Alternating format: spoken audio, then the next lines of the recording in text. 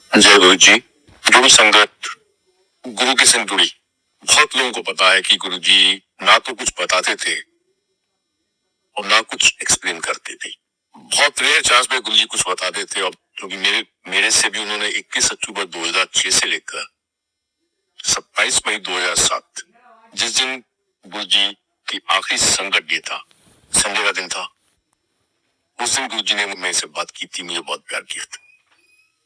That was 27th of May 2007। लेकिन उसी दौरान मैंने एक सत्संग 2010 के आसपास या 9 के आसपास, उस समय मंदिर में बहुत कम संगत थे। जो 2009 की संगत होगी उनको पता है कि फ्राइडे के दिन बड़ा मंदिर बंद रहता था। थर्सडे को खुलता था, सैटरडे को खुलता था, संडे को खुलता था, मंडे को खुलता था, और हम लोग कहीं भी खड़े हो गए, किसी भी जगह पे कोई संगत आ गई, जैसे जीता अंकल आ गए, अनिता आंटी होती थी, और जो भी पुरानी संगत के कई अंकल आंटीज, 10, 12, 15 संगत वहां बैठ के सत्संग कर रही होती थी, और बिल्कुल 10, 15, 20, 25 संगत होती थी। तो उस टाइम ये सत्संग, एक ऐसा सत्संग मैंने सुना है जिसमें गुरुजी ने जीवन को एक्सप्लेन किया। वैसे तो बहुत सत्संग और बहुत कुछ उन्होंने बताया है, लेकिन गुरुजी जनरली कुछ बोलते नहीं थे। तो ये सत्संग है एक लेडी का, जो गुरु के संग बहुत पहले से जुड़े हुए थे। उनके फादर की तबीयत खराब हुई, फादर इंडिया में किसी हॉस्पिटल में भर्ती हुए, वेंटिलेटर पे गए। तो वेंटिलेटर पे गए तो 5-10 दिन, 4-5 दिन के बाद डॉक्टर्स ने फैमिली को इन्फॉर्म कर दिया कि बेटर की वेंटिलेटर आप हटा दे, मल्टी ऑर्गन फेलियर हो चुका। लेकिन मदर को गुरुजी पे बहुत विश्वास था, बट गुरुजी कहीं नहीं आता पता चला। जलंधर मंदिर पता चला कि गुरुजी नहीं है, दिल्ली मंदिर पता चला गुरुजी नहीं है, चंडीगढ़ पता चला गुरुजी नहीं है, गुरुजी का कोई अता पता नहीं था। डॉक्टर्स बार बार कहते थे आंटी को कि इनको वेंटिलेटर से हटा दो, आंटी बार बार होती थी, लेकिन गुरुजी तब देखते थे।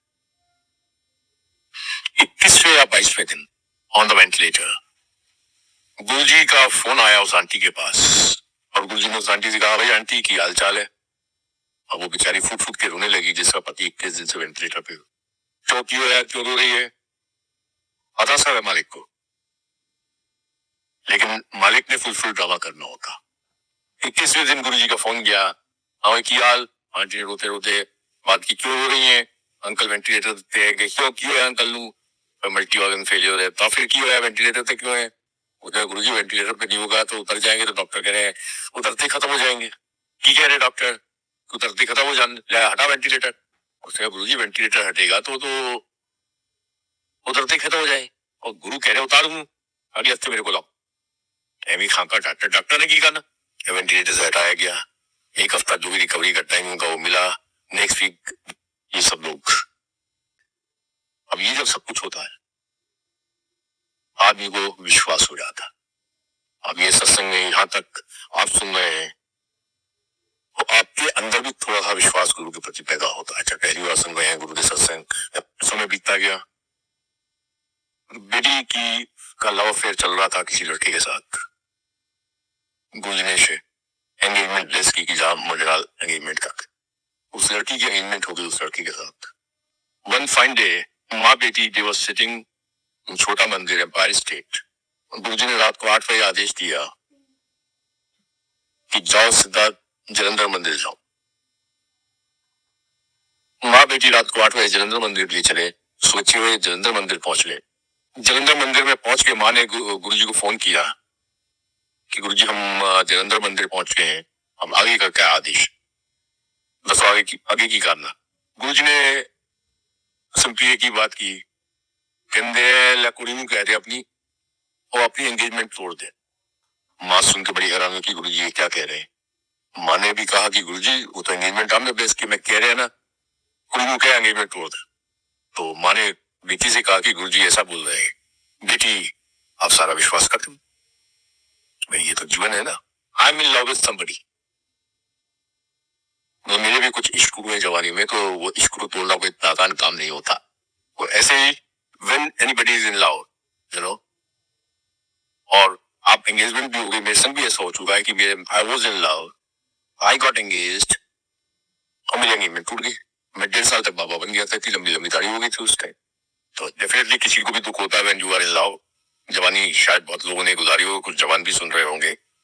If they are in true love with somebody और वो रिलेशनशिप खत्म होती है, डेली हम सुनते हैं किसी ने प्रेमी ने जान दे दी, कोई सड़क पे कूद दिया, कोई उसके सामने कूद दिया। जब लड़की ने सुना कि गुरुजी ऐसा बोल रहे हैं, उसने फोन पकड़ा और गुरुजी को कहा मैं नहीं तोड़ूंगी। तो गुरुजी कहने देखे तेरी मर्जी है, मैं तो जो कह रहा हूं सुन ले तू। उसने बताया कि वी आर इन लव। गुरुजी कहते ताकि हो गया, मैं तेन कह रहा छाड़ दे तू मुंडे नूं। उसने कहा नहीं मैं तो नहीं छड्डांगी, तेन तो शामी 7 बजे वो तेन फोन करेगा और छाड़ देगा तेन। शी सेड यू बाबा what you think about yourself, we are in love. अंग्रेजी में उसने गुरुजी को बहुत कुछ बोला, कहती वी आर इन लव। वही लड़के से बात हो रही है, वी आर इन लव। आप कैसे कह सकते हो 7 बजे फोन करेगा और एंगेजमेंट तोड़ देगा? तुम कह रहे थे। लड़की ने खूब गालियां दी गुरुजी को उस time, you make fool of us, जो भी वो, अब मैं वो गालियां रिपीट नहीं कर सकता हूँ। उसके बाद लड़की ने क्वेश्चन पूछा कि आप अपने आप को भगवान कहते हैं, मैं सुनती हूँ आप भगवान है, आपने मेरे फादर की जिंदगी बचाई है, एग्रीड। आप उस लड़के का दिमाग चेंज कर दो। वही सुना आप दिमाग भी चेंज करते हो, आप दिमाग चेंज कर दो। और ये ऐसा एक सत्संग है, इस वजह से मैं आपके साथ शेयर कर रहा हूँ, जिसमें गुरुजी ने कुछ जीवन के बारे में बताया। आप उस लड़के का दिमाग चेंज करो कि वो मुझे मेरे से एंगेजमेंट कंटिन्यू रखे और मेरे से शादी करे। गुरुजी ने कहा हो तो मैं कहते हैं करते हैं ना, कोई बात नहीं, दिमाग चेंज कर दे। गुरुजी ने कहा 6 महीने बाद उस लड़के के जीवन के अंदर बीमारी आनी है, उस बीमारी करके उसे हाथ भी काटने हैं, पैर भी काटने हैं, उन 10 लूले लगने ना तू अपनी जिंदगी जिएगी। फिर उस लड़की ने कहा कि आपका भगवान मतलब उसको बीमारी ही मत आने तो डू समथिंग कि वो बीमारी ही उसके पास आए। फिर गुरु जी ने जवाब दिया, कहना करूंगा तो मैं कर दिया मैनू की, लेकिन मैं कभी किसी का बुरा नहीं करता। गुरु जी ने आंसर दिया कि करूंगा तो मैं कर दिया, और मैं कभी किसी का बुरा नहीं करता। मैं आज उसे हाथ पैर कट्टन तो बचा लाऊंगा, कोई दिक्कत नहीं, I can do it. But आज अगर बचावांगा तो उससे कई अगले जन्म खराब हो जाते। Same thing guru ji said for the son of Arun Shourie. Same guru ji ने वही करीब करीब सिमिलर और सेम वर्ड्स बोले, मैं करते जाऊंगा बट उससे कई अगले जन्म खराब हो जाते। लड़की रोती रही, उसने कहा तुम सब फ्रॉड हो, तुम सब बकवास करते हो, तुम्हें कुछ नहीं पता, यू मेक पीपल फूल। क्योंकि जब तक बाप को ठीक किया, जब तक गुरु गुरु था, अब अपने ऊपर जब आई, अब दुख आया तो गुरु को गालियां पड़नी शुरू हो गई। ये जीवन है सबके संग है। मैं भी अपनी बात कर रहा हूँ, वी ऑल आर सेम से। हम लोग जब सब कुछ अच्छा अच्छा होता है तो एवरीथिंग इज गुड, गुरु जी करेंगे। जैसे बुरा होता है, गुरु जी आप हो, गुरु जी आप थे, आप हो, पता नहीं वो कोइंसिडेंस था, वो एक्सीडेंट था, वो फ्लूक था, वो ये था, वही। So she started all these things and finally she asked one question। ये क्वेश्चन था कि ठीक है आप उसका दिमाग चेंज कर सकते हो, आप कर दोगे। 6 महीने बाद उसका एक्सीडेंट होगा, उसके हाथ पैर कट जाएंगे, लूड़ा लगने के से मुझे जीवन व्यतीत करना पड़ेगा। आप चाहोगे तो वो भी ठीक कर दोगे, लेकिन आप करना नहीं चाहते, मान लिया, और सारी बातें आपकी मान ली। अब ये बताओ कि मेरी आपने वहां एंगेजमेंट क्यों कराई जब पुरवानी थी? तो अगर आपने एंगेजमेंट पुरवानी ही थी तो करवाई क्यों? देन गुरु जी के फाइनल आंसर कहते जीवन दे हर स्टेज की, हर एज की अपनी ख्वाहिशें होती है, अपनी डिमांड्स होती हैं, अपनी तकलीफें होती हैं, अपने दुख होते हैं, अपने सुख होती है। Like when you are a kid, बच्चे को की चाहिए, वो खेलने का मौका चाहिए, उसको खेलने की छूट मिल जाए, उसका बचपना बहुत अच्छा होगा। If you pressurise the kid, उसका बचपना उसके हिसाब से नहीं चलेगा, उसको खिलौना चाहिए, उसको कुछ खेल चाहिए, उसका जहां भी इंटरेस्ट हो चाहिए। अब जैसी जवानी आती है तो जवानी की डिमांड्स पूरी चाहिए। आप उदय उम्र में जाते हो तो बच्चे पैदा हो गए तो बच्चों के लिए रोटी रोजी, बच्चे आगे कैसे बढ़ेंगे ये आपके ध्यान में रहता। और जब बुढ़ापा आता है तो फिर हाथ जुड़ते हैं कि महाराज बॉडी ठीक रहता है, बाकी तो जो है सो है बड़ी बढ़िया। वही गुरु जी ने एक्सप्लेन किया, हर एज की अपनी ख्वाहिश है। तेरी सगाई इस करके कराई कि मैं भी तेरे परमाणु काटना सगाई कराई और सगाई तोड़वा रहे हैं। जे तेरे काम है ये और तू रोएंगी। This is what Guru said, तुम रोएंगी, कई दिनों तक रोएंगी, कई महीने तक रोएंगी और रो रो के मैं तेरे कर्म करूंगा। इस करके सगाई कराई। उस टाइम इस लड़की ने गुरु जी को काफी बुरा बना था, लेकिन जब 6 महीने के बाद लड़के को बीमारी लगी, उसके हाथ भी कट गए, उसके पैर भी कट गए। Then she realized who is he। बहुत मुश्किल होता है ये समझना, वही 6-8 महीने 1 साल का रोना धोना, ये भी गुरु का आपके प्रति आपके कर्मों को काटने का एक तरीका। इस सत्संग में गुरु ने बहुत क्लियर दिखा दिया है कि हर एज हर स्टेज अपनी एक इश्यूज है, अपनी एक डिमांड्स है, अपने एक कष्ट है, अपने एक दुख है, अपनी एक ख्वाहिशें हैं। आज हम 62 साल की एज में बैठे हैं, अब यही ख्वाहिश है कि गुरु जी जितनी भी जिंदगी बची है और जब मौत आए तो सेकंड में आए हॉस्पिटल चलो। अब इससे ज्यादा कोई बहुत बड़ी ख्वाहिश नहीं है। जवानी में क्योंकि मैं उसके सत्संग से अपने आप को भी अटैच कर सकता था, I got engaged, supposed to get married, और मेरी एंगेजमेंट टूट गई। 1.5 साल तक मैं भी बाबा बन गया, इतनी बड़ी दाढ़ी चारों तरफ। वो कष्ट मैंने भी झेले हूँ। मुझे पता कि उन 1.5-2 साल के अंदर पहली बार जिंदगी में मैं टोटल नास्तिक आदमी हूँ। मैं किसी मंदिर मस्जिद में नहीं गया, कोई पूजा नहीं की, पाठ नहीं की, लेकिन वो 1.5 साल के अंदर मैंने कम से कम 3-4 महीने कंठस्थ मैंने हनुमान चालीसा याद किया।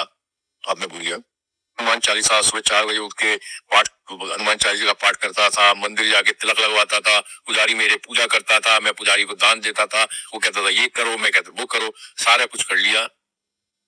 लेकिन गुरु की जो इच्छा थी फाइनली वही हुआ।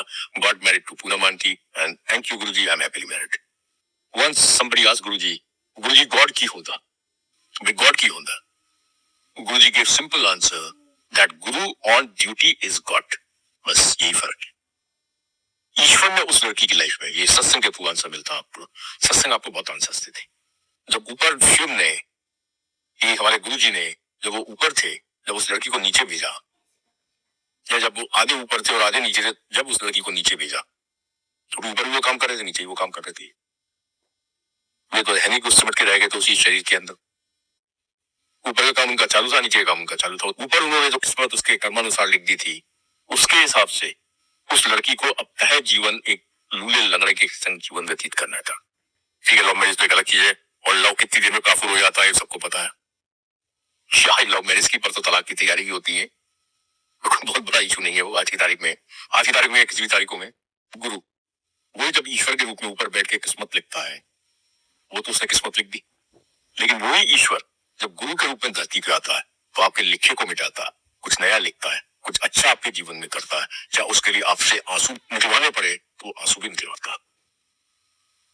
स्वयं वही ईश्वर जब गुरु के रूप में आपके पास। इस सत्संग में गुरु जी ने बहुत कुछ एक्सप्लेन किया, बहुत कुछ समझाने की कोशिश की। मैं बच्चा था तो मेरी क्या डिमांड थी?